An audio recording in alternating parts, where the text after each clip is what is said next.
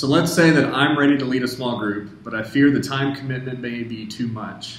So how can I give appropriate time to my group as well as to all the other responsibilities in my life? At one level, I would say it is going to be too much.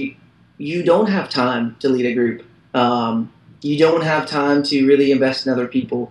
I don't have time to invest in other people. I don't have time to structure an hour and a half or 2 hours or 2.5 hours, whatever, however long your group lasts, plus the follow-up throughout the week and the, interaction through email or through Facebook or whatever, just the ins and outs of leading a group. I don't have time for that. And you don't have time for that either. But let me kind of flip it around and say that I don't have time to not do that. Because it's not just about the people in my group have to hear from me and I'm their spiritual leader and they're not going to grow unless I send them an email this week. There may be a bit of truth in there, but I want to put it back on you and put it back on me and say that it's good for my heart when I slow down enough to go to small group this week. There are other important things in life. There are other things that vie for my attention. Other very, very good things, such as kids' activities. They're great things and things that I need to be involved with. And I need my son to know that I'm in his life. But I also need my son to know that I care about my own spiritual growth. And so we tell him every single week, Mommy and Daddy are going to small group right now. We're gonna interact with other adults, and we're gonna talk about the Bible, and we're gonna talk about life, and you're gonna be with the babysitters.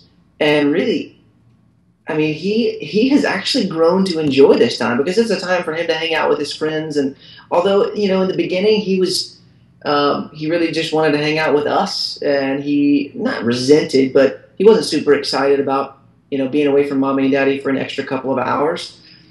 Because we grooved this as part of the rhythm of our life, he sees it as important for us, so he sees it as important for himself too. And so again, just kind of reiterating my point, you don't have time to not be involved in small groups. Again, there are tons of important things that you do every single week.